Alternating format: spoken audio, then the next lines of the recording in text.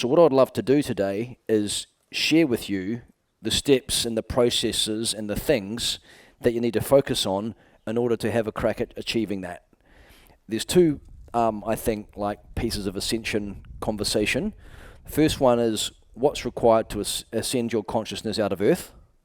And then the next one is that what's required to ascend your consciousness out of this time-space matrix. Probably I should give a little discussion on what a time-space matrix is. There are countless numbers of these universes in source. This particular universe we live in is called Nebadon. And there are countless numbers of these universes. This one has particular properties. Each one has its own unique properties. Our universe is based upon the properties of sound, vibration, and light, which goes on to create color, form, and geometry. And they're the templates for what is the holographic projection into the physical realm, which is what we experience. So, imbued with all of that, there are natural laws from Prime Creator, from Mother, Father, God, from Source, whatever it is you want to call that. I'll call Mother, Father, God, just to sort of keep a consistency, but you can change that term for anything that's less triggering, if it is. Mother, Father, God, in this time-space matrix created certain properties, and the properties are based upon an operating system and natural law. So, Prime Creator, Mother, Father, God is a benevolent love, is the first and foremost. Love is the fabric which holds the glue of everything together in the universe. So the base note's love, and it's cooperation. Unlike what we think of here in being human as competition, it's cooperation. And there's a law of one, there's a unity. So within that law of one, within love and within cooperation, there are, at least around 80 to 100 natural laws as I've studied them. And these natural laws are how things actually work in the real world.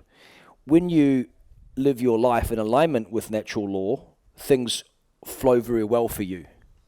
So what happens when we come in is that our soul meets with the higher self councils, and a life is planned for you based upon your Akashic records and your karma records. So your family is chosen, your parents, usually due to the constellation of souls that you keep reincarnating in different cycles. And from there, you are birthed in with an incarnating purpose. There's a couple of them. The first one is universal to everyone. We incarnate into this realm because it's the fast track of soul growth. So we come in to grow, to evolve, to elevate our soul's consciousness. Ideally, sometimes we make choices that are misaligned with natural law, and we end up creating a karmic consequence, right?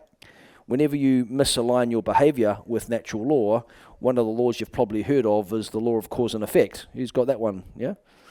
Where what you give out, you get back. And if it goes against natural law, what happens is that you receive the equal and opposite action to your action. This is the path of the return. However, it doesn't always happen in the same incarnation, right? So sometimes it catches up with you in another incarnation. And what happens is you begin to accumulate karma. So on your life path, there's dharma, which is your purpose and direction, right? First one is to evolve and grow. And second one is you usually have a life task.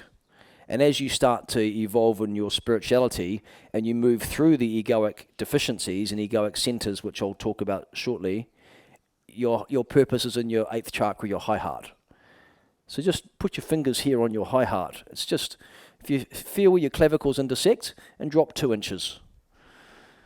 This is your soul seat or your high heart. That's your spiritual heart. And if you start connecting in there a little more, you'll start to have these subtle messages coming through. But if your brain's very noisy, who's got a noisy mind? Yeah? Yeah. A noisy mind makes it hard to listen. You miss the signal and you get the noise. Yeah? Who here would like me to teach you how to silence your mind in less than 3 minutes? Yeah? Okay.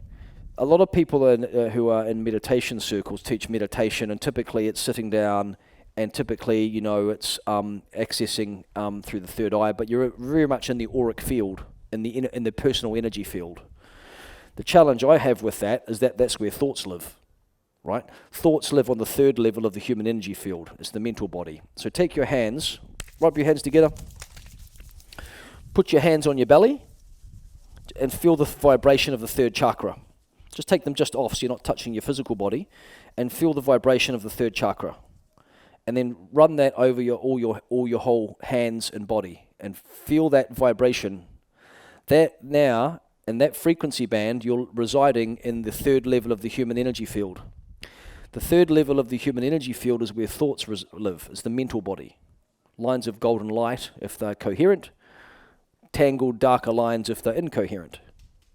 So when people are meditating, typically they're in the auric field, right? So that's kind of where thoughts live. So people are trying to still their mind in a sea of thoughts. What I would like to gift you today is a tool that takes you out of the aura and into Hara. Hands up anyone here who's heard of the term Hara. Few of you. You might have heard it from martial arts, right? Hara is a dimension deeper than the aura, and it's linked directly into the void and the field of intentionality. Intentions reside in your Hara. And if you find these topics interesting, I'd love to give a little Zoom discourse for those of you that are interested after the festival on the one topic of the physics of manifestation. Then you can learn about the physics of manifestation, so you can actually learn how to create stuff, because it's absolutely linked to your Hara. Okay, Hara is the key. So I want to start you there and get you into stillness in less than a minute, right? You probably don't think it's possible, but let's see if we can make it happen for you. Love you to stand up for this exercise, just to get started. What I'd like you to do is to stand with your feet shoulder width apart. Soften your knees, grab your two hands and touch your belly button, and then drop 2 inches with your hands. And grab on to your Tandian. Your Tandian is your kind of like earth anchor. And there's a cord that runs from your Tandian into the earth. Right? So I want you to just visualize a golden ball of light in the center of your spine. And I want you to drop a laser beam of light down into the earth. Your 13th chakra you share with the earth. You drop it through there into the crystalline core of the earth.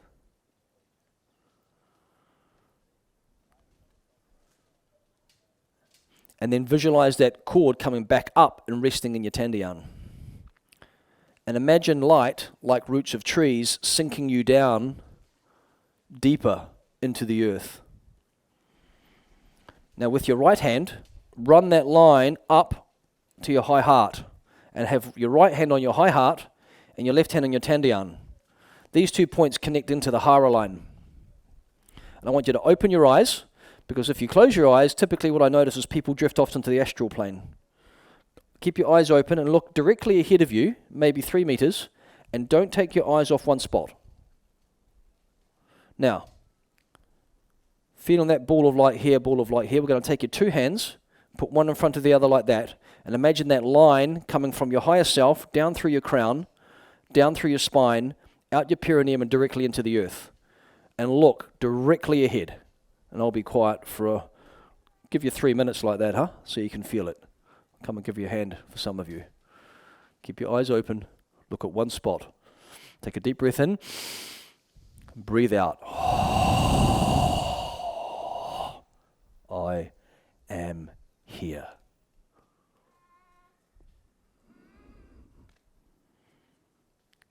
Keep grounding.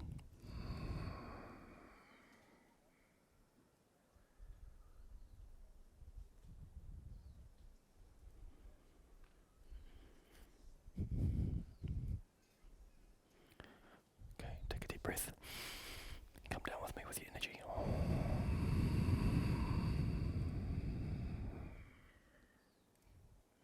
Feel different. Yeah, that's better. Down, down.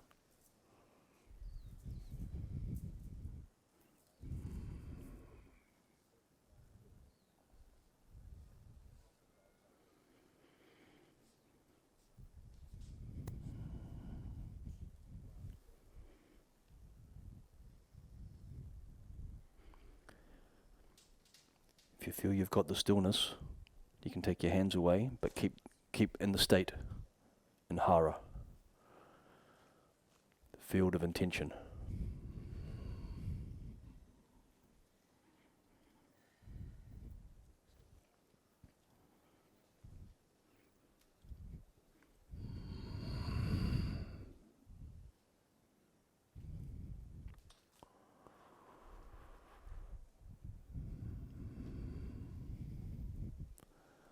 Okay.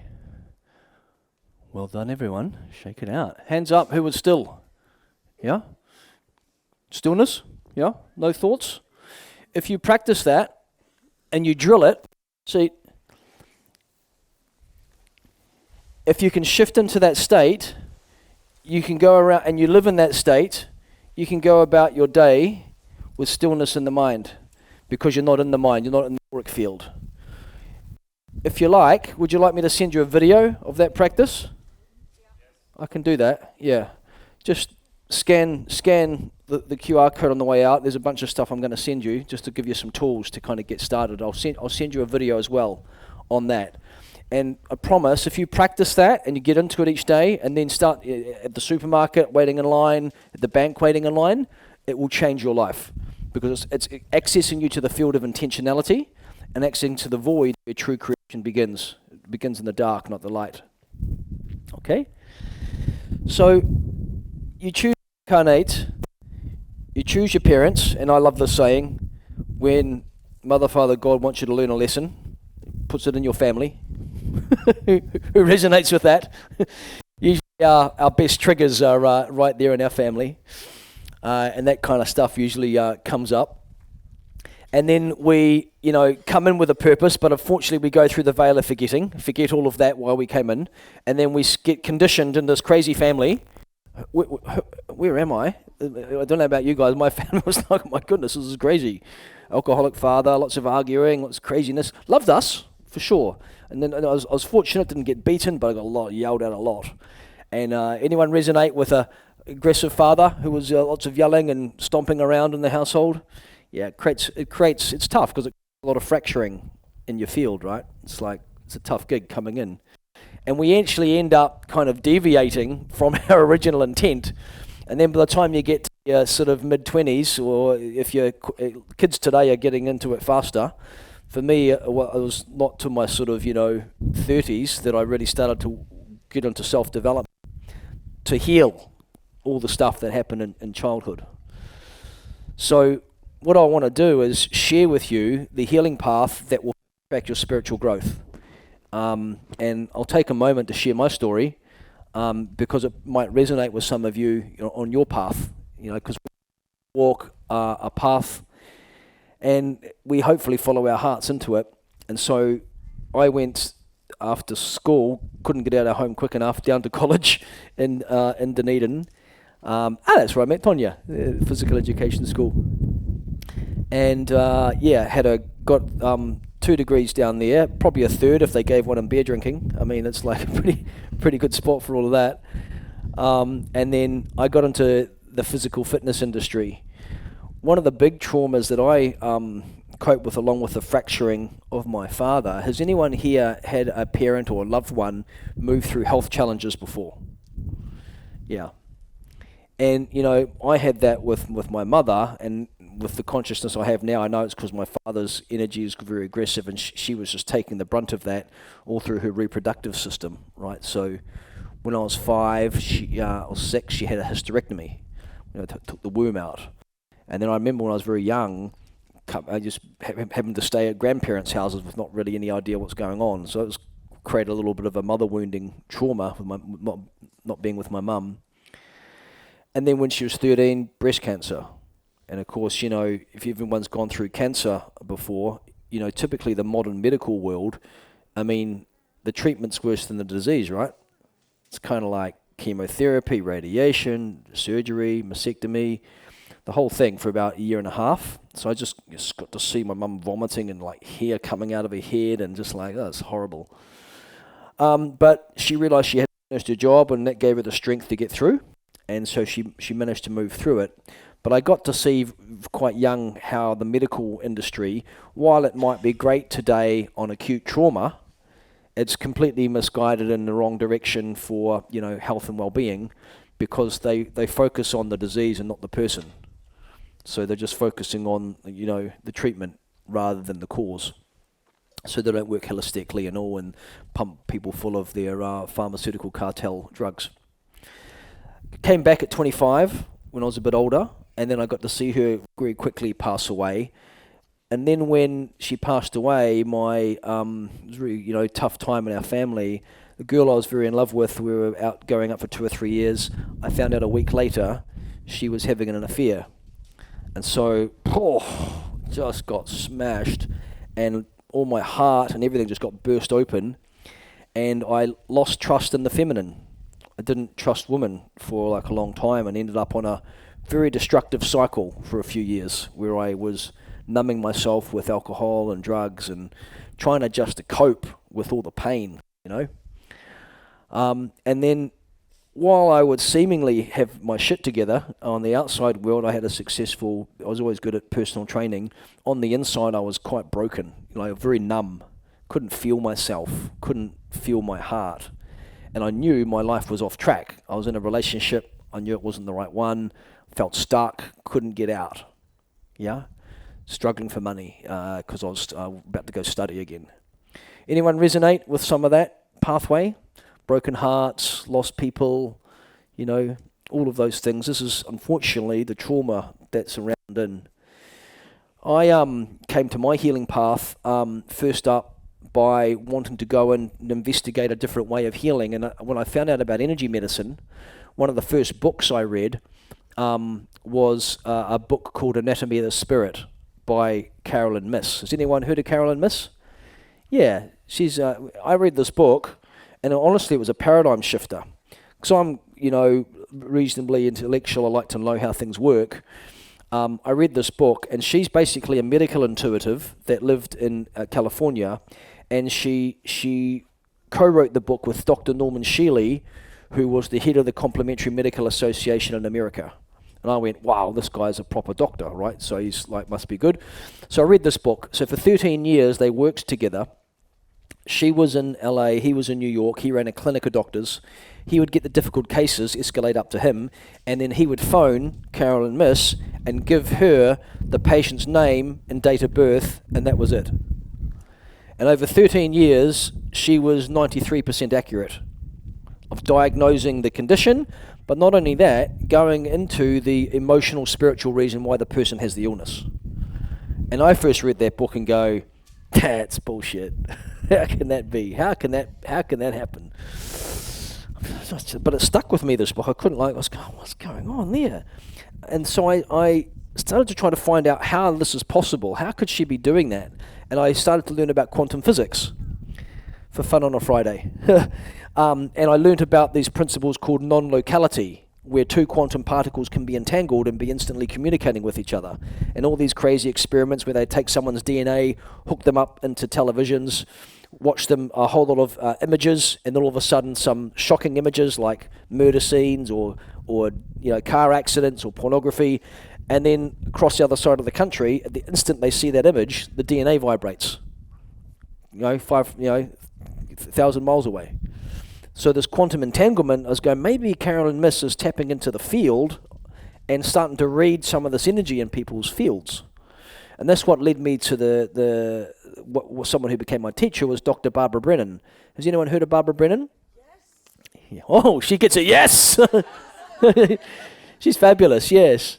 And when I was about 36, 35 maybe, I took the big leap, and I thought I'm going to go enroll in her school because energy medicine's the future. So I was fortunate enough, because I'm from New Zealand, I was living in Europe at the time, I was personal training in Mayfair, I would do that, and then 5 weeks a year I would commute to Austria and study with this woman for 4 years. So I was doing 4 years without a holiday, trying to keep my money together, trying to study the school. But it was a magical school, and she learnt very deep degree in energy medicine. And during that process, I found myself beginning to heal from my fractures in my heart and my trauma and kind of some of the pain. And I began to notice at the beginning these slow but important shifts in myself, and slowly started to build up the courage to recognize I was misaligned in my relationship. I needed to move on and move out, and not feel the deep fear that I wouldn't be able to survive on my own because my house was chaotic at home. I didn't feel safe enough to embody to ground in. And I'll go into these developmental stages in a minute when I shift on to that. And so I graduated, and then I soon after decided I would leave the fitness industry and take the big risk or leap and jump onto my path and go full-time in the healing arts. And that around about the same time, I had a friend of mine. I was a presenter at the Tony Robbins conference for Youth Leadership Summit in England. There was another guy there who was presenting as well on health and fitness, Skip, and he said to me, "Hey, I've got a friend, a shaman, who's running a ceremony with a plant called iboga. Would you be interested?" And I went, "Yes, sounds like what I need." Has anyone heard of the plant iboga? Couple of you. Has anyone heard of the plant ayahuasca? Okay, so iboga is the sister plant to ayahuasca, and so I went and did the initiation, and for the first time I didn't have the noisy duck that was quacking in the back of my head. Quack, quack, quack. Anyone got that? That constant noise, but it was anxiety, generalized anxiety, trying to always control the future because I didn't feel safe in my body. And the plant went in and cleaned up a lot of that noise in my head, and I was able to just not be worried in the future so much. That was like a revelation. Oh my God. Then I went to, and because of my healing skills, the shaman recruited me and said, "Hey, do you want to join our team?" Yes.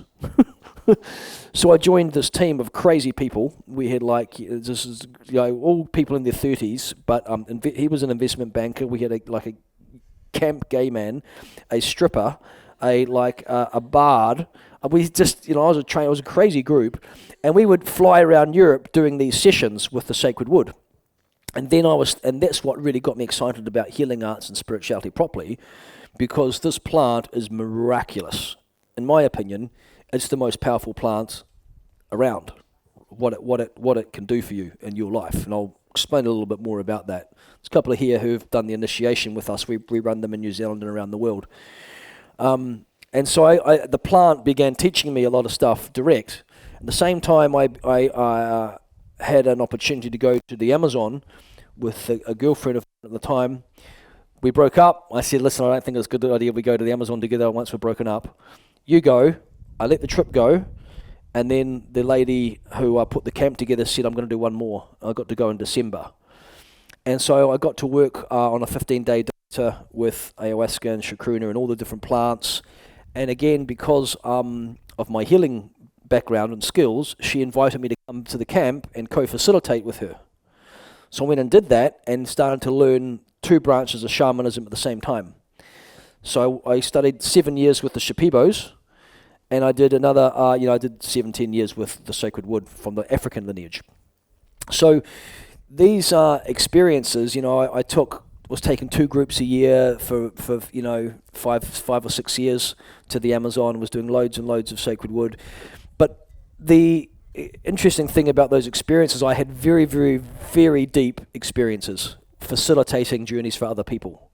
There's one thing going through it yourself, there's a whole nother level when you start to have the privilege of supporting other people through their process and journey. And this is my wife, Alea. Hi. Hey. We been 10 years we've been together, I think. We started doing all the ceremonies and sessions together, and we had a lot of deep experience. So I want to share with you that background story, because what I'm about to share with you next doesn't come from books.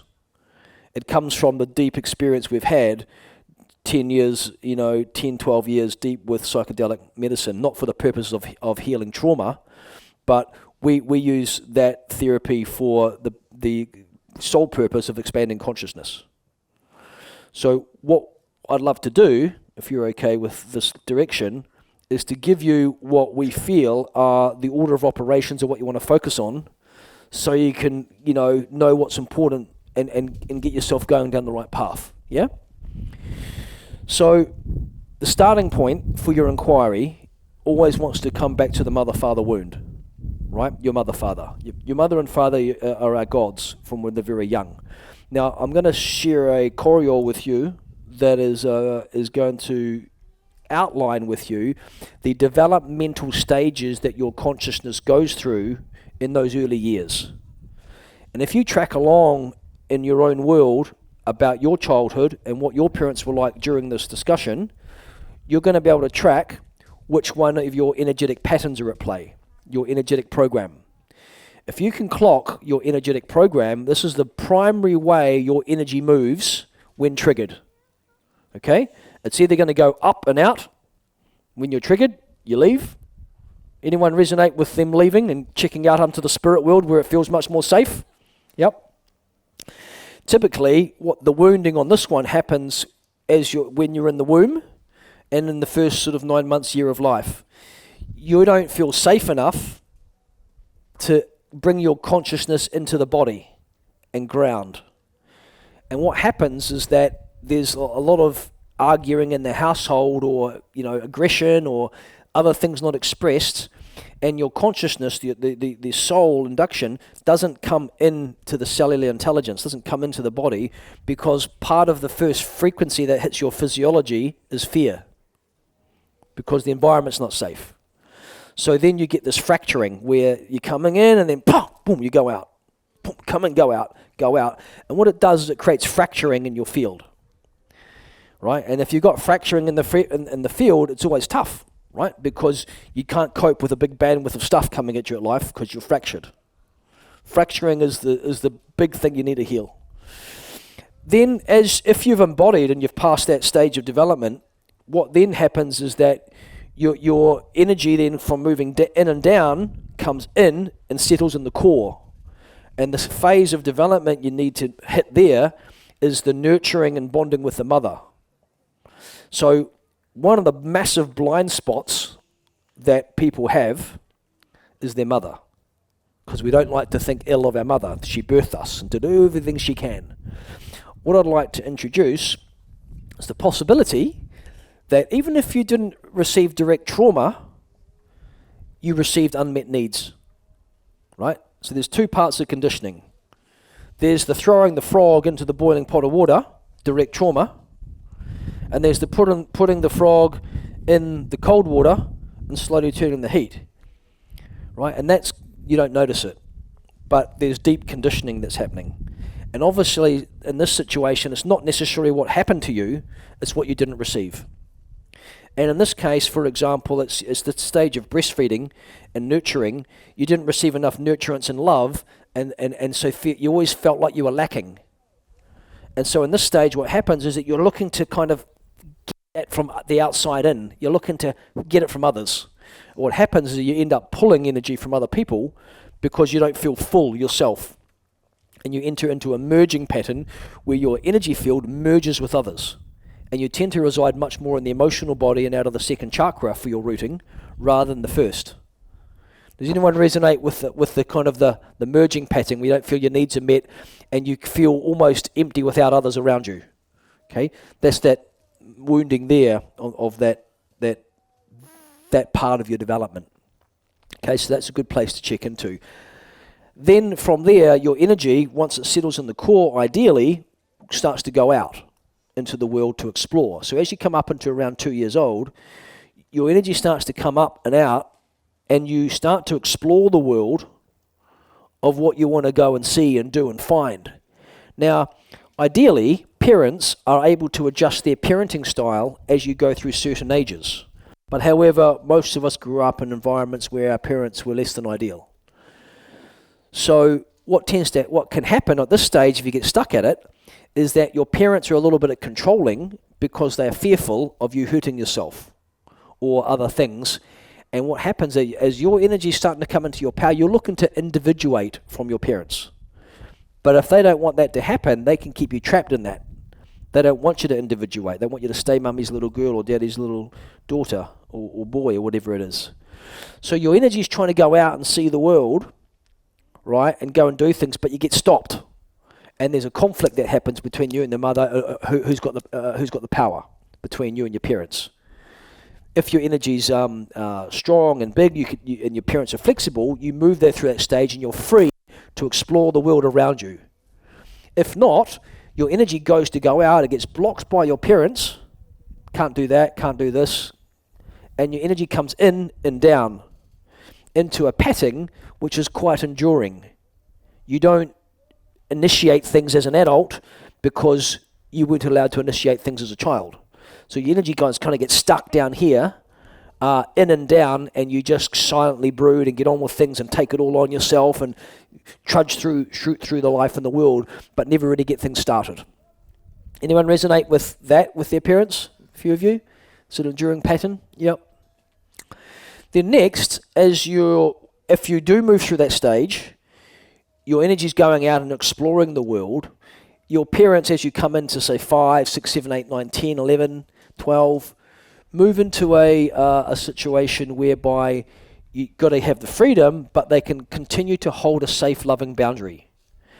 But if the child's energy is bigger than the parents, and the child keeps winning the battles, the child loses trust of the parent, and that is not safely held by a larger energy force larger than them. The parent needs to have a larger energy that keeps them safe over there, but always with a safe, loving boundary. And that translates, as you come into being an adult, to trusting Mother, Father, God, trusting Prime Creator, trusting that there's a larger energy force, larger than you, keeping you safe. If you don't have that, what ends up happening is that you end up bringing your energy up and projecting out from the third eye to control and activating your will centers, your chakras at the back. Your chakras at the front are your emotional centers. The chakras at the back are your will centers. You overactivate the will centers and live with a forcing current, right? And the forcing current is my way. That's how it's going to happen. I'm going to make it happen. Anyone resonate with that? That was totally me. I could not let go. It was like impossible. So you live with that lens of control because you don't trust the divine. You've got to make it happen myself.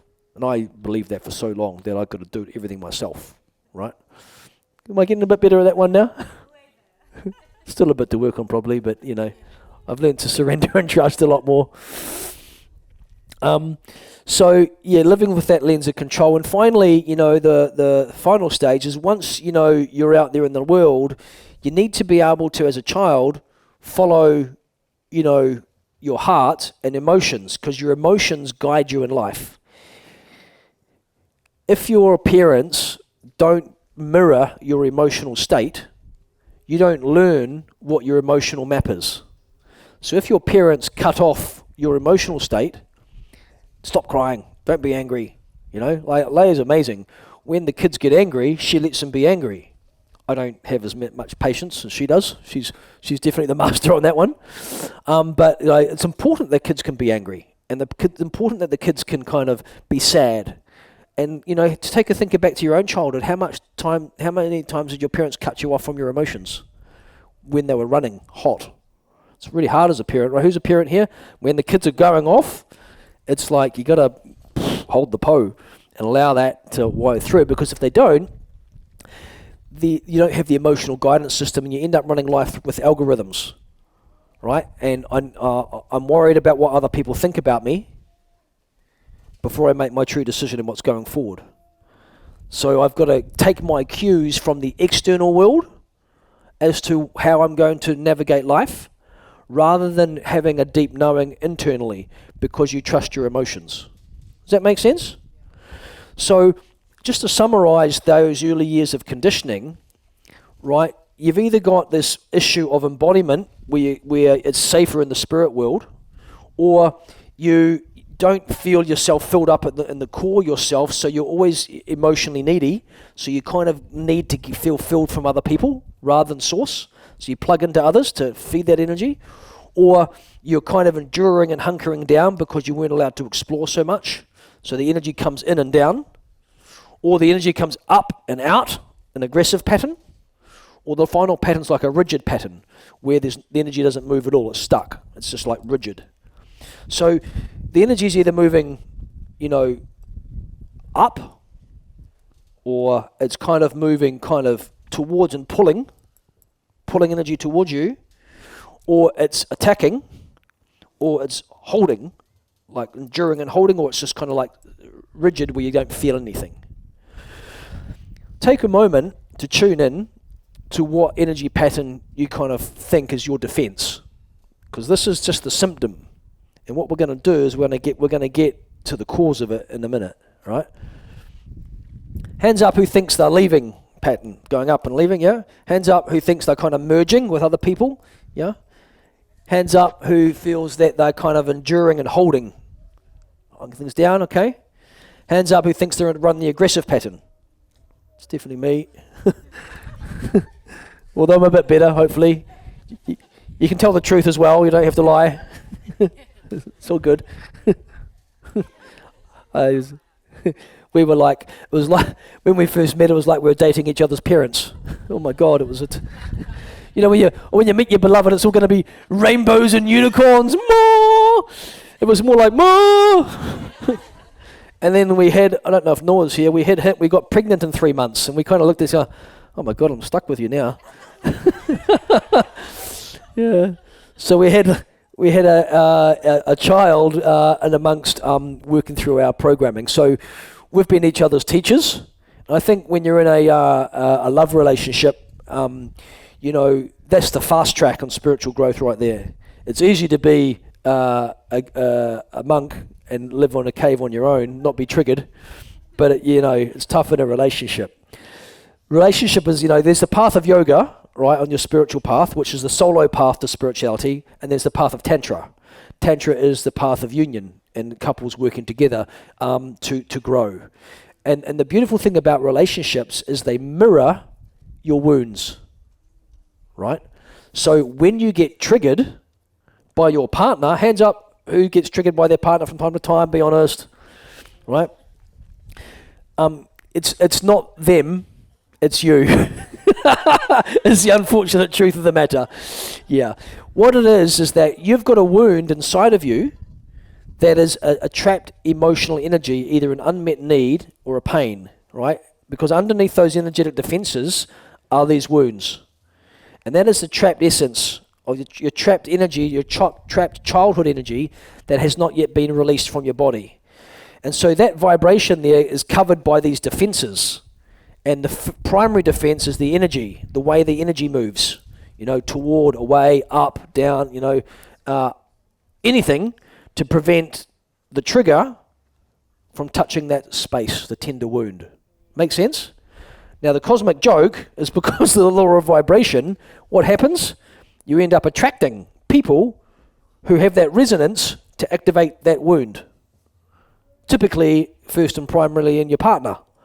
So, classic example might be you're a young girl growing up, your father was, really aggressive, sort of holding typical patriarchy, drinking, maybe even having affairs.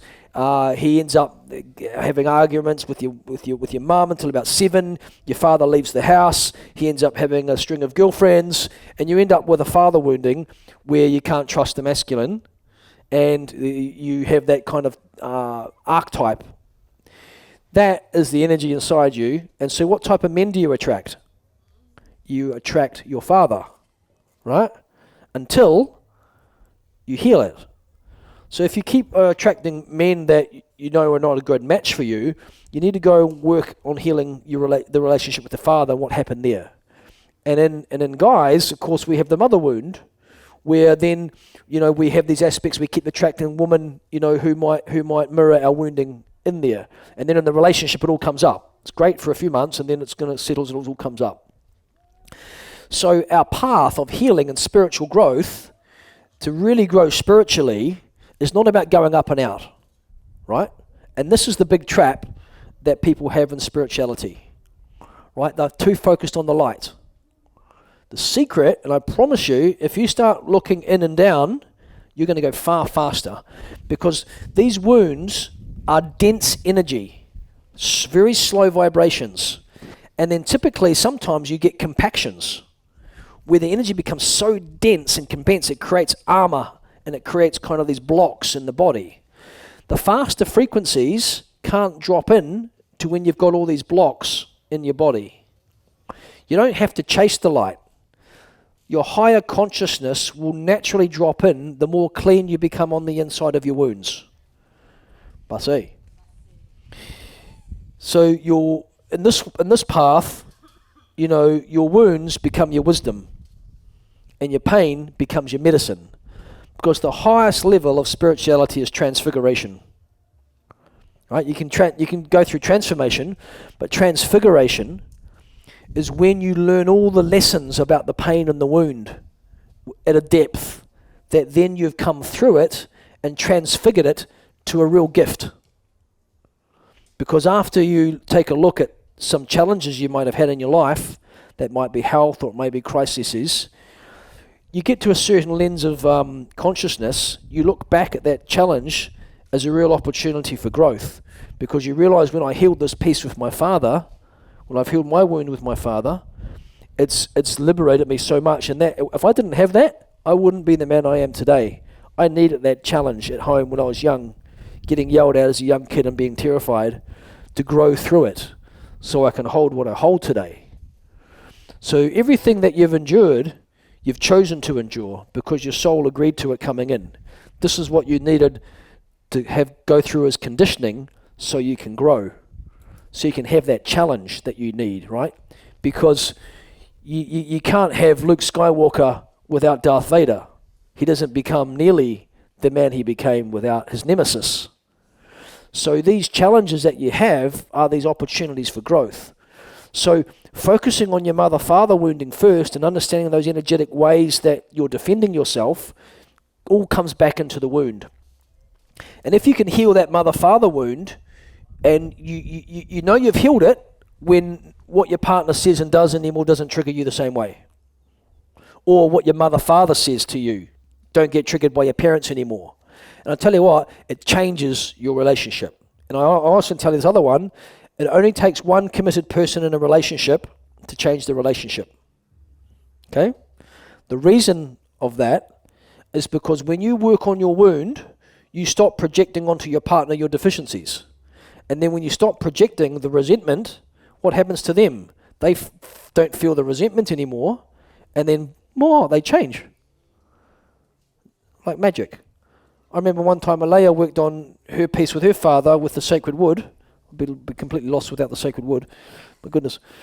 And she looked at me with completely different eyes, without the resentment eyes. It was like she was looking at me for the first time.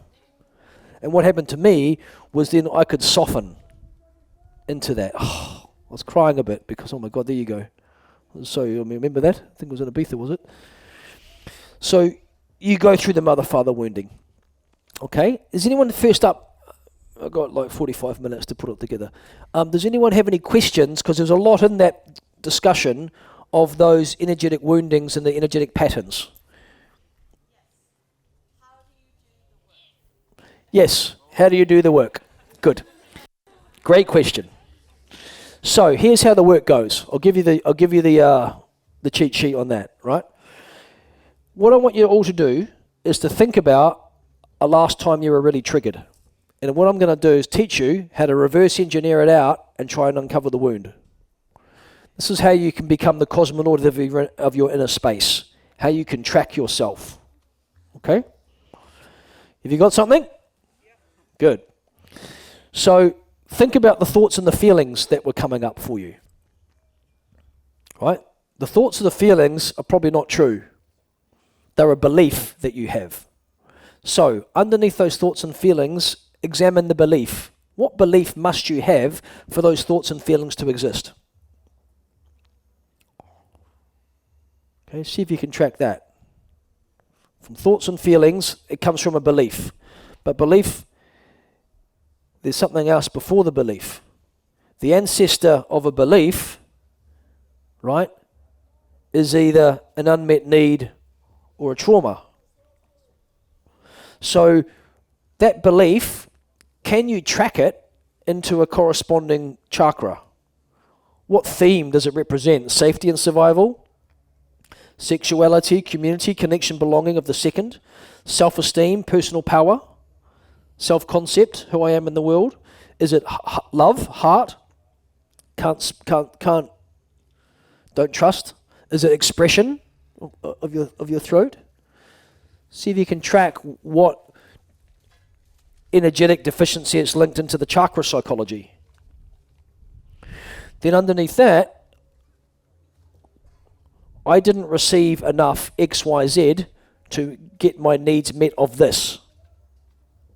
What needs didn't get met that formulated this kind of unmet need, and then the belief which is creating these thoughts and feelings? And underneath all that is the wound. That's the pain still inside your system you haven't yet dealt with. Now typically there can be anger, right? But anger is not the origin. Anger is a symptom. So if you've got anger, you need to take that out first, right? Boxing, hitting a pillow. I used to box a lot when I first met her, I'll tell you. Batakas, whacking, toning. Ah! Okay? Get it out. Because if it's in you, it's going to come out at a very inappropriate time. Hey, sweetie, have you thought about doing this and this? Fuck off. Right? Comes out when it shouldn't come out. Right? So you want to be in charge of when it comes out. Get it out, you're in charge of it. And then that just, underneath that, there's going to be sadness and loss and grieving. And you're going to start to get in there, because that is just trapped energy. And all these things around the outside are protection to prevent you from accessing the gold that's there. And when you can, that opens up, and all that kind of pain that you haven't been able to access leaves. And then what happens is that in the wounding, there's a little bit of your soul essence that gets fractured. And when this is you in separation. And so as that comes out, your soul essence can come back. And this is why it's so sad when I walk down the street, all around every country's the same. You know, you walk down the street a lot of the time and the lights are on, but no one's home. You can see it in their eyes. And you can see it as people get older. You know, the one thing that the biohacking community doesn't get is it's, trauma and kind of, all those wounds create aging, right? It's a frequency that's highly electric in the body, creating a lot of damage. And so, in answer to your question, thoughts and feelings, underneath that the belief, underneath that the unmet needs and the traumas. See if you can link that to the chakra to get some more depth. And then underneath that's the wound. Find that. You don't even have to label it. But if there's anger there, get rid of that. Then allow yourself the privilege to be sad or to feel what's there. And come into the feelings of it and allow those feelings to wash through you so you can finally release what you could not release when you were a child. Okay? Does that make sense? Yeah?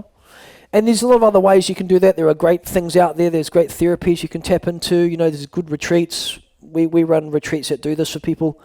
Find your way. You'll find a process. But if you start to work at this level, you're going to start to see you fast track yourself. And here's the kind of, has anyone heard of the Maslow's hierarchy of needs? At the very top of that is self-actualization. So I created one called the Melchizedek hierarchy of self-actualization. At the bottom is personal physiology.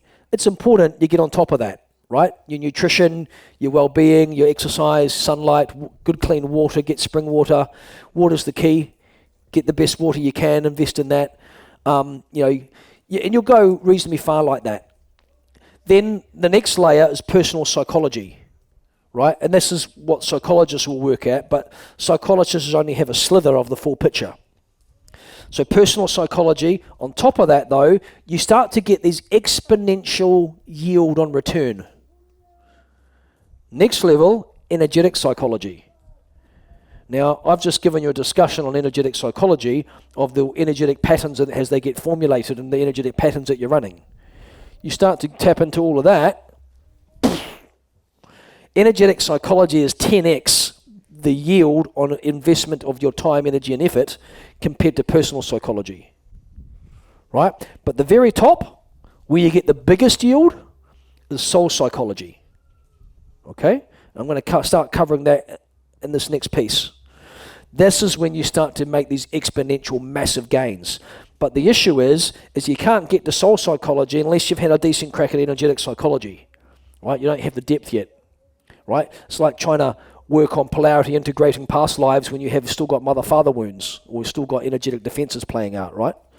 Doesn't quite work. But in the starting point, at least what happened to me, you start going and you get these small gains, right? And you're making these gains, you can feel yourself shifting, but the gains start becoming exponentially bigger. Your yield starts becoming bigger and bigger on your return on investment of your time, energy, and effort. The further up the scale you go into energetic psychology, soul psychology. So we've got the mother-father wounding, right? We've got all this other pieces. Next layer from that energetic psychology I want to cover with you on your next step is ancestral karma. Now, remember at the start of the talk, I talked about Dharma, your life path and purpose. Hands up who feels they're exactly on their Dharma at the moment in life. Hands up who feels that they need some more alignments with getting into their sweet spot, right? And it's a pathway. It starts like this in your 20s, right? You go through the path of negation. Experiment with everything, right? And if you're young, good. Go out there and experience lots of different things because the path ahead is of knowing what not to do through experiencing many things. That way you're free to follow things by experimentation. Everything on the path of the initiate is the path of direct experience. So you go and do that. Then, but over a while you start to, this doesn't work, that doesn't work, and you find your sweet spots. And you want to find that resonance which, your passions, your purpose, and profession start to come together. And you feel like you're living in alignment. Ancestral karma is the next layer. As you're birthed, you come through your ancestral grids and you hold the ancestral consciousness field through your DNA template. What this means is that there could be some aspects of karma that your ancestors have done, have broken natural law, and if it's big enough, it affects the entire line. Going back maybe 100 generations, maybe 10, maybe 5, right? But when there's a big break in natural law, that gets passed on to the descendants. And you get to live in the moccasins of your ancestors by carrying their karmic debt. Now, I didn't make the rules of the game up, right? You're probably going, this seems a bit unfair. But that's the rules of the game. You gotta be responsible for cleaning up your ancestral line. Yeah, you chose to come and do it. If you get it right, and you get the ancestral karmic pieces done, then you can become a genetic liberator. Ooh, what's that? That sounds cool. That means in one lifetime, you change the entire destiny path of your entire ancestral line. Yeah? Hands up, who'd love to have a crack at that? I mean, isn't there such a beautiful thing to do for your children and all the generations to come? That it starts with me. I'm going to get it sorted. So you need to start finding people who can read what's going on your ancestral lines. Start to find psychics, start to find people who can tune in. What's going on my ancestral line? We've got an amazing team of psychics and people that we work with that start to get soul maps and ancestral maps and past lives and kind of things like this because we work at the level of the soul, right? Which is your eternal nature. So once you start going through your ancestral lines and you can become a genetic liberator, you clear your ancestral karma, the next line is your past life karma. I call it past life so you understand what I mean, but really it's quantum lives, because time is not linear. Here on Earth, we experience time as being linear, unfolding day after day in our perceptions, but actually everything's happening all at once. All of our past lives are co-currently happening, right? So right now your soul is experiencing you in a life in the 1800s, maybe the 1300s, maybe something BC, maybe something in the future, all happening at the same time. Now here's where it starts to get really trippy. All of these, your soul is collecting all of those experiences simultaneously, and is simultaneously broadcasting the frequency and energy of all of those. Your soul acts as a conduit of consciousness that comes through you. Blended from that broadcast is the sum total of all of those past lives that are broadcasting through you. Some are really light, but I tell you what, some are really dark. And the biggest trap in spirituality is not looking into my darkness, not looking into the shadow. Does that make sense? Because we all love to, I was the king of such and such, or the queen of this, or emperor and this and that, and all these amazing lives. But what about the dark ones? Because I promise you, if you can start uncovering some of your darker past lives, you won't believe the yield when you polarity integrate that. And I'll talk about polarity integration in a minute. Okay? Because that's a stream that's coming through you, and karma is stored up there. So it's possible we've found a way, and this is only new in the last couple of years, to clear past life karma and integrate it fully in your system so you become more unified as a soul. Yeah? So this is incredible technology, because what happens is that your karmic records just go and get deleted. Here's what has to happen to do that. First up, if you're tracking that there's a shadowy piece coming through, it's not your personality, it's coming from this other stream, you can track it's another aspect of you, another aspect of your consciousness. Now, you have to get to a certain level of self-tracking, because if you're still dealing with, crazy thoughts and feelings, you're not going to be able to, track that. But once you're more still and centered, you can start tracking these other soul streams that are coming through that are holding dark, right? And then what happens is that, first up, when you can identify what the lifetime was, and both me and Alea have had, well, actually, all that crew there, all of them are very dark, especially me. Yeah, we've been uncovering our dark lives. It's been quite amusing, actually, and healing them. And you'll give your own testimony to what a difference it makes when you integrate them. Right, a big difference, bigger than clearing a wound in your body, because the karmic gates open. Does anyone here, for example, feel frustrated that the doors just don't open for them in life in a certain way, right? Things keep getting blocked. This is karma in motion. You need three things. There's three things at play to determine whether things open for you: consciousness, contract, and coding.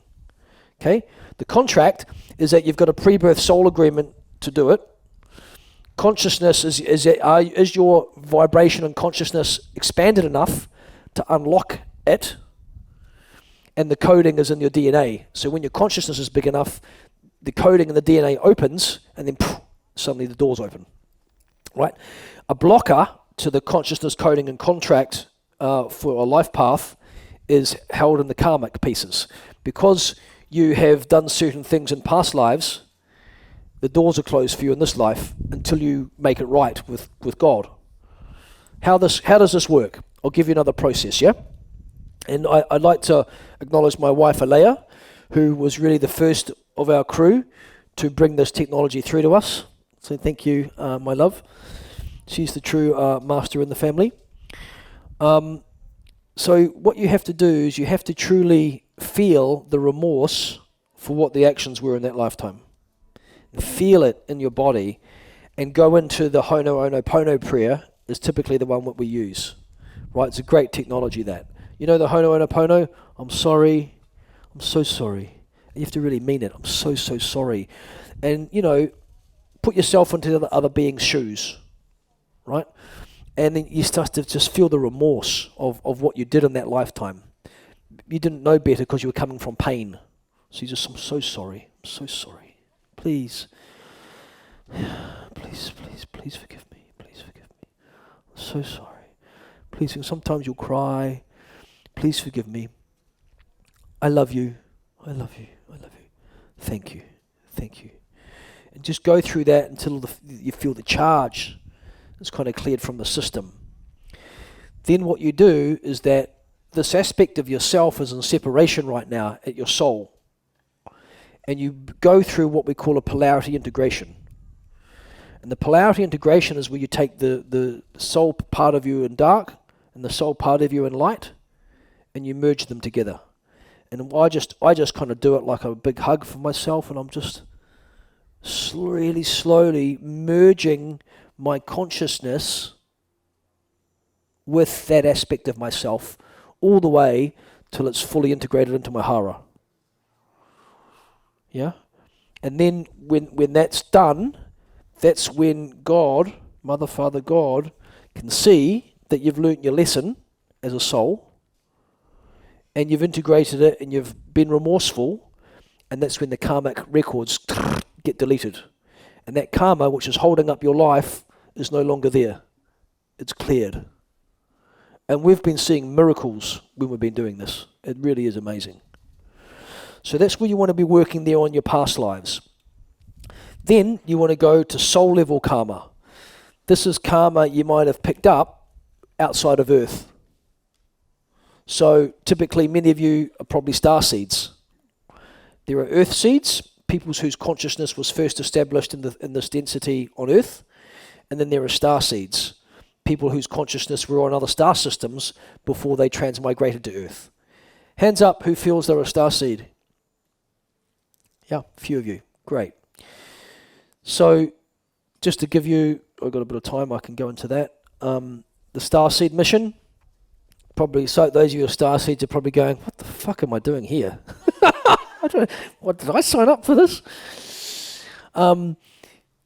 Yes, you did. Back when the nuclear bombs went off in the World War II, and I remember this is holographically, so it's beyond time, a call went out across the multiverses for other souls to come to Earth, because it was prophesized that this time and this era, now, what we're experiencing, our Earth would ascend at a third density.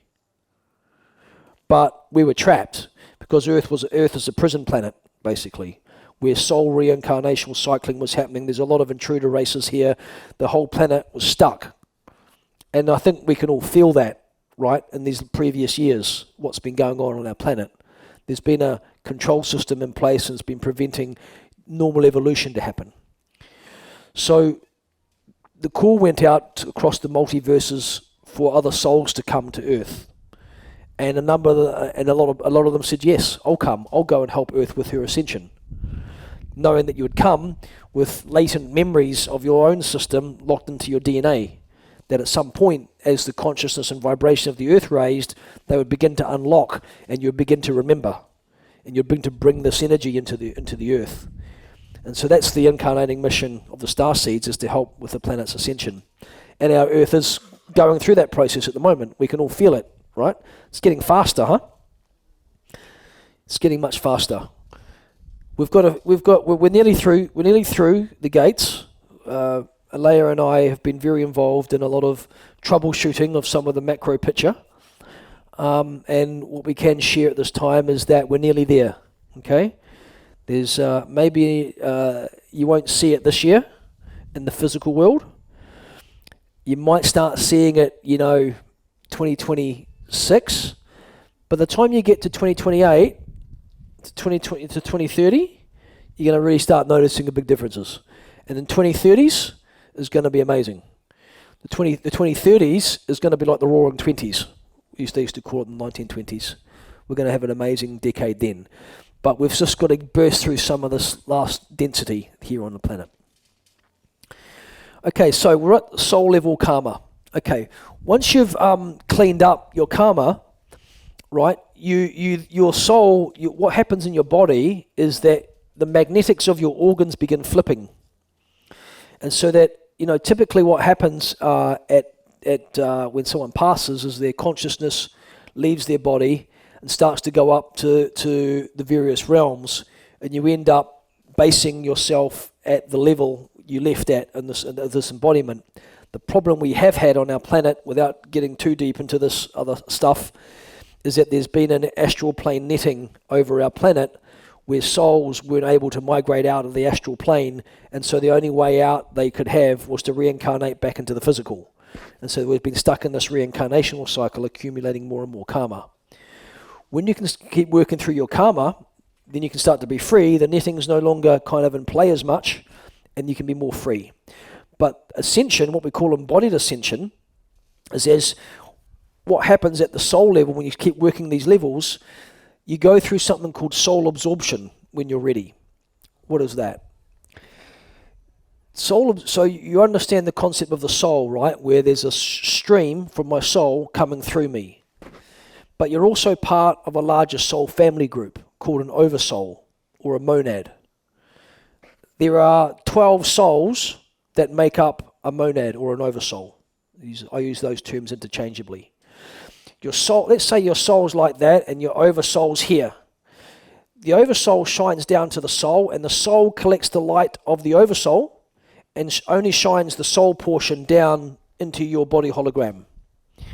When you've reached a stage of spiritual maturity and you understand that there's much more than the individuated I, and actually I'm part of a we consciousness, and that everything's unified, and there's natural law, and I'm clearly on the path of service to others, and I'm holding benevolence, and I'm operating with divine will.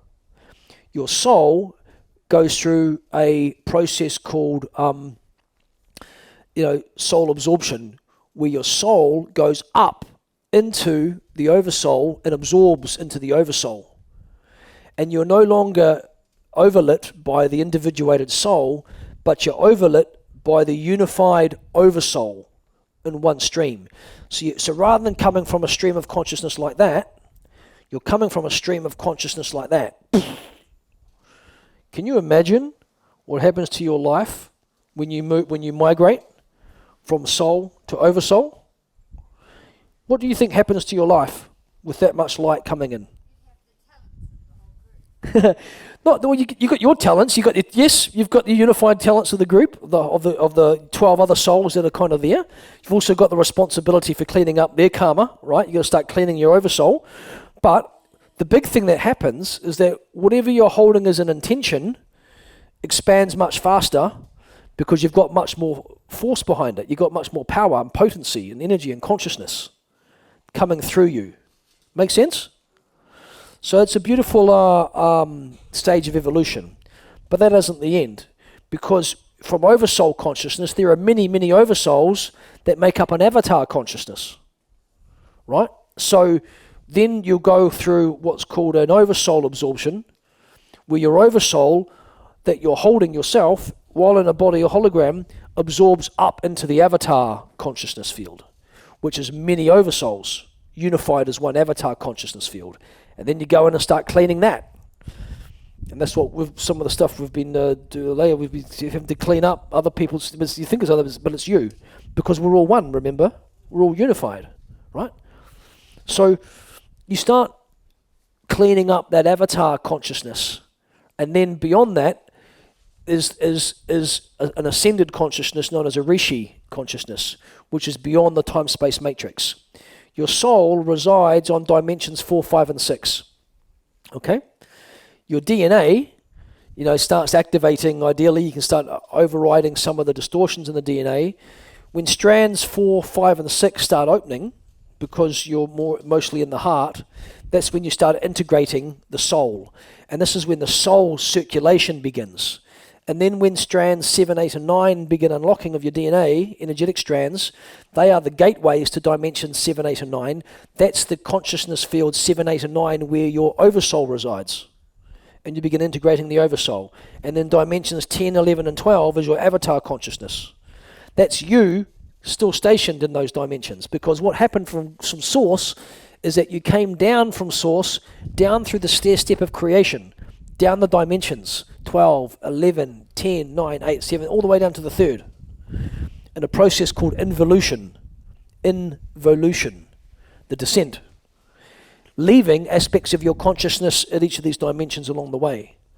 Now you're here, dangling like a spider at the bottom of the drop, ready to make the climb back up. Evolution. Right? And the path of evolution is the ascent.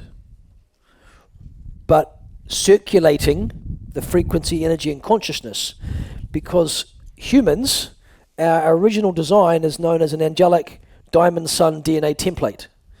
Our bodies are designed to hold all 12 dimensions of consciousness while in a body. Then you can go from there, ascend, have your consciousness out of the time-space matrix while still being embodied. Okay? So then what happens from the avatar, you're up to the Rishi consciousness field. Reality, anyone heard of the law of polarity?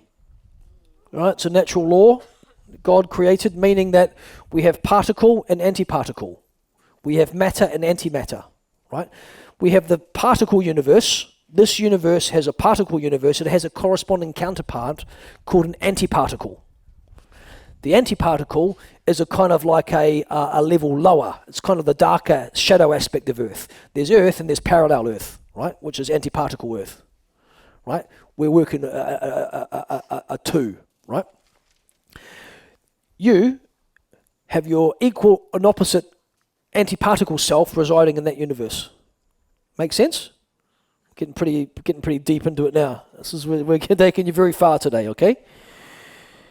Particle self here, antiparticle self there. Then what you do is that you polarity integrate. Once you've ascended out of the time-space matrix while in a body, you polarity integrate your antiparticle self, and you make the two one.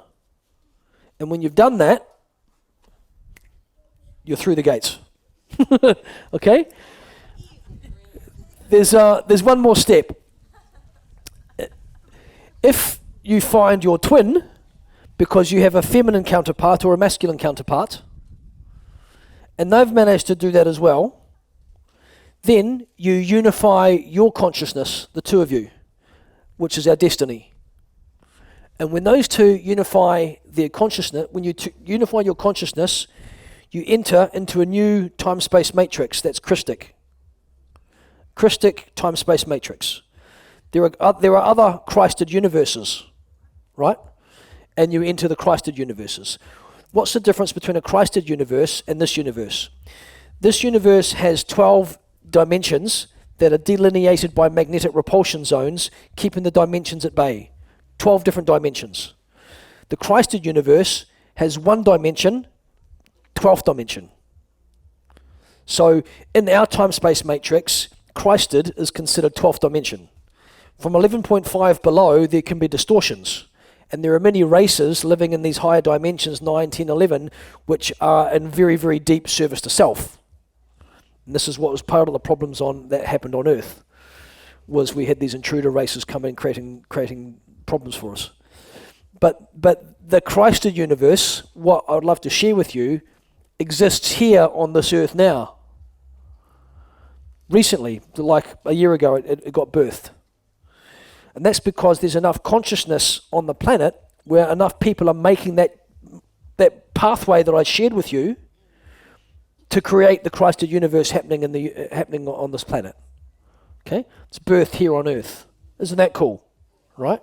So enough people have made it.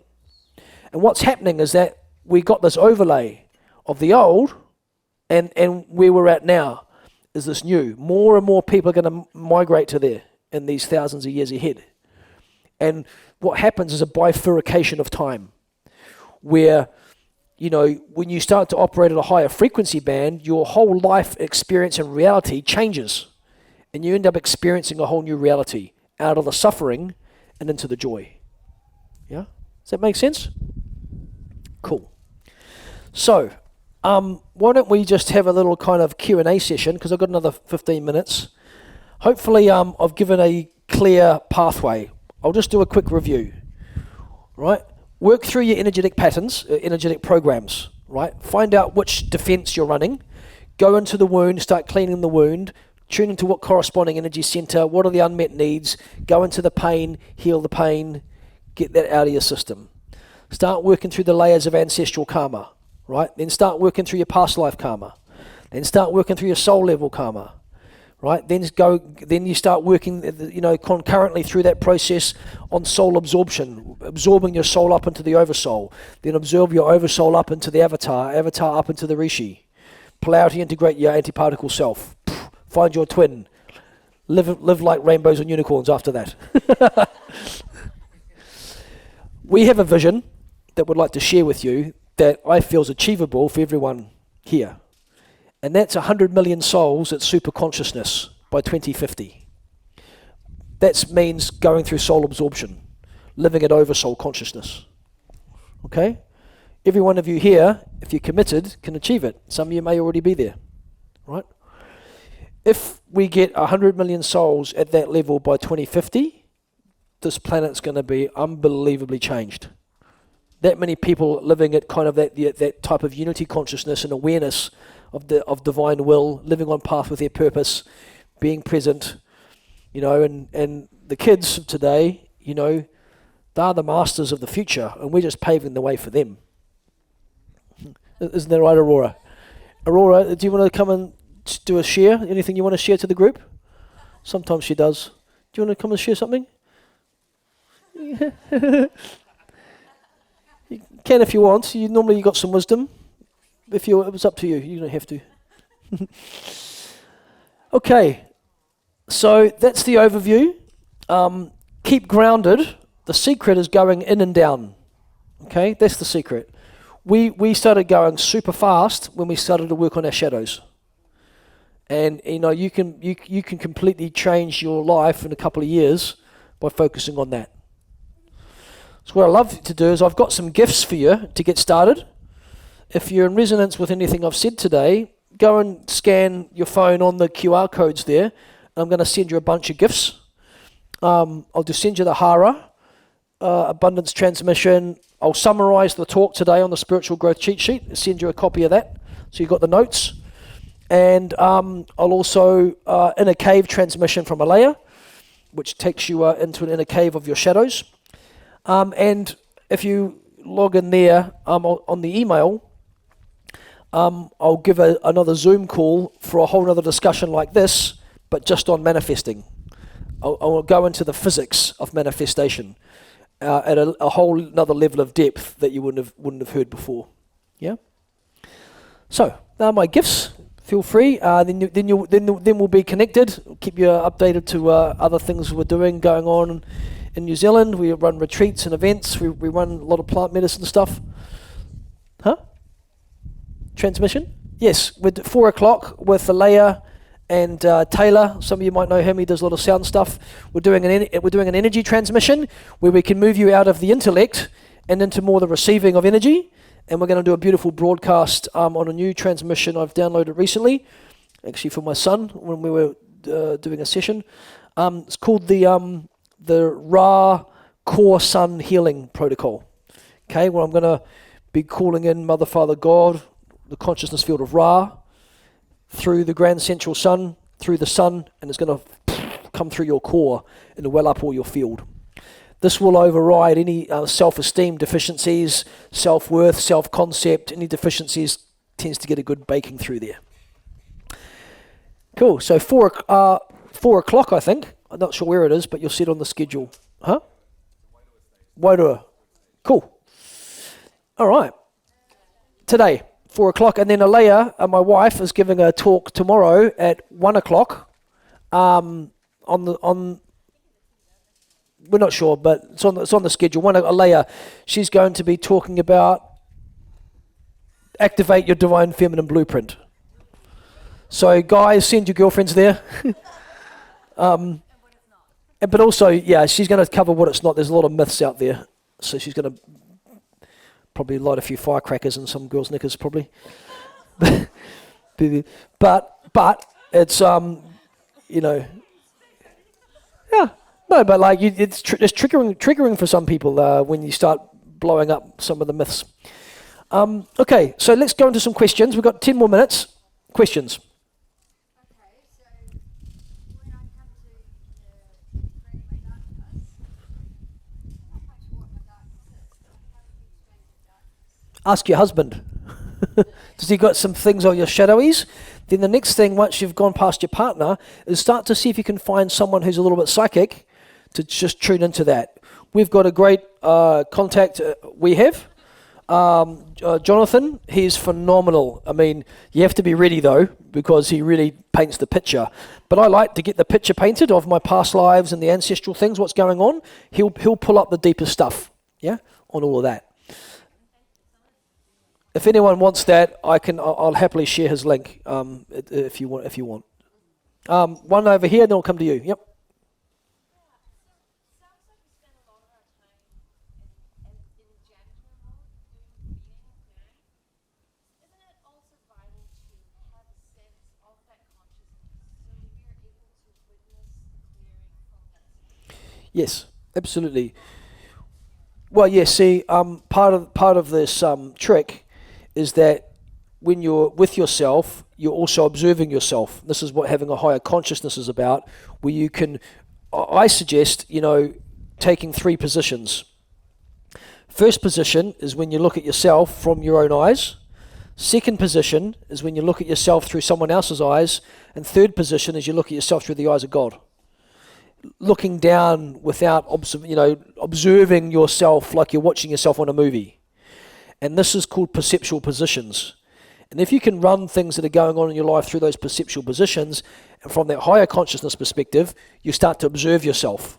So observing yourself is a key part of being able to identify the shadows, but not getting caught up in the drama of it. One of the things that people can do when they're quite locked in themselves is is keep recycling stuff. And so you need to come from a higher place to see that you're not that story anymore. And you can frag out the story. So yeah, it's important. Thank you. So I have 2 questions. The first is a minor logistical one. Are men allowed to discover our divine? Yeah, definitely. Yeah, come to that talk as well. Because one of the polarity integrations, as well as our light and dark, is our feminine and masculine. That principle is called heros gamos at the higher dimensions, is when your feminine and masculine consciousness merge, because you've healed both of them, you come with a much more balanced stream of energy through you. So, well said. Yep.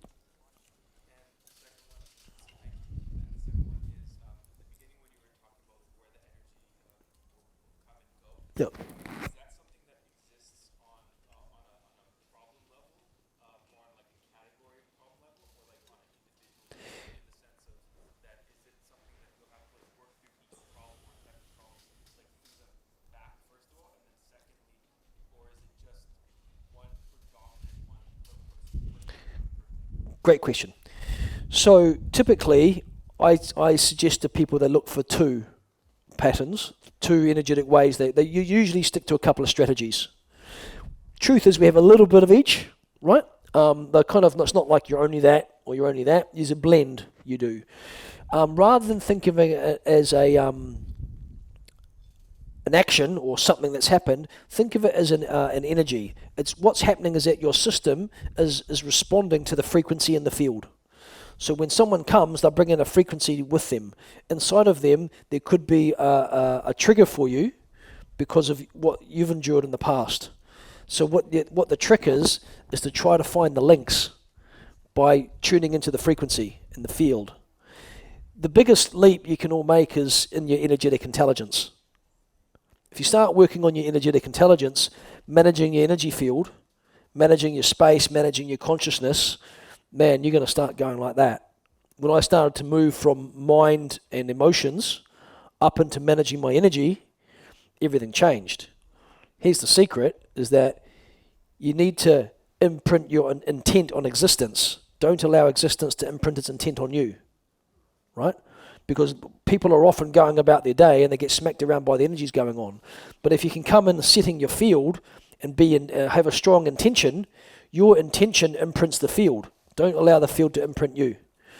And so what happens is that when your field feels off, then you start to become more and more fine-tuned until you start to recognize the more and more subtle pieces that are way, way out in the field, right?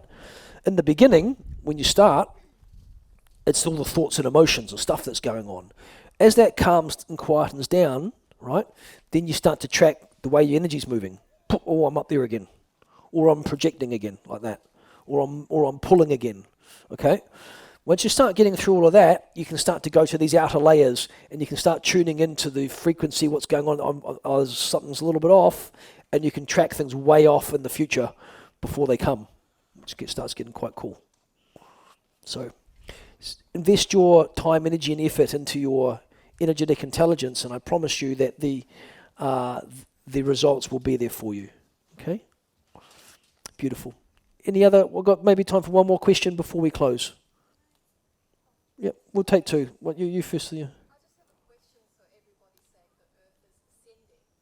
What does that actually mean? How would it play out in our physical reality? And what if you don't ascend with Earth? Yeah, good questions. So I can give you my opinion, but you got to always anything I've said today, run it through your own filters. This has all come from my own direct experience, right? What I'm experiencing and what I see coming for the Earth is that the control systems, i.e. the cabal, i.e. the small grouping of 1% people who sit at the top, who've set up the Federal Reserve, have set up the medical system, the pharmaceutical industries, the banking industries, all of that nonsense, education systems, right, are losing their power. At the start of 3 years ago, there was about 70% antimatter on our planet, 30% matter, maybe even 80%, right? Antimatter is what they need to power up the system, the control. And they developed a whole lot of, pretty advanced psychic kind of black magic rituals to keep everything in play. That's what this whole human trafficking nonsense is all about, right? It's all about the use of that really dark energy to power up the system.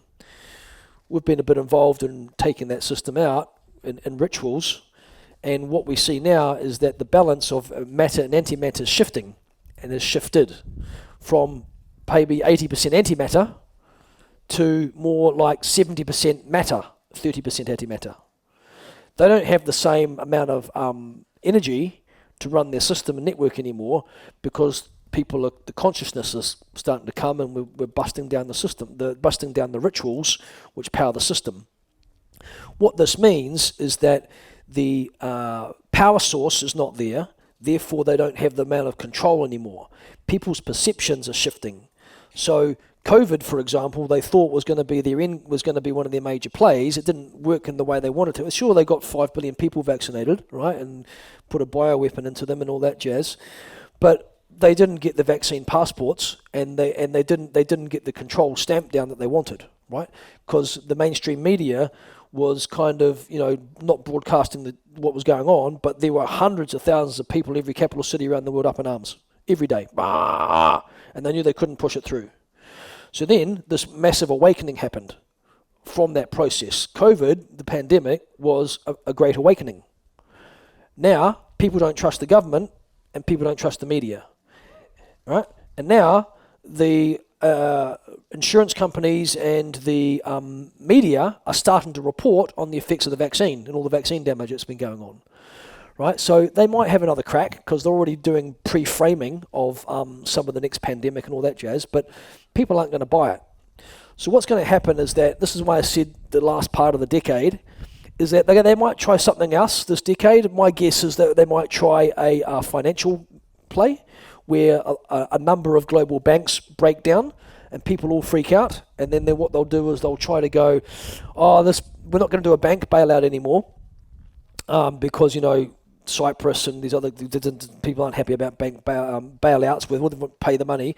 Bail-ins is what happened in Cyprus, sorry. Bailouts when we all paid and we had to print money and we got to have massive inflation. So, but what we've got is we happen to have a central bank digital currency. And if you sign this paperwork, you'll get all your bank account replaced with our central bank digital currency. and they'll try to see if they can kind of push that through. So I think we'll have the vaccine passports, we'll have the central bank digital currency.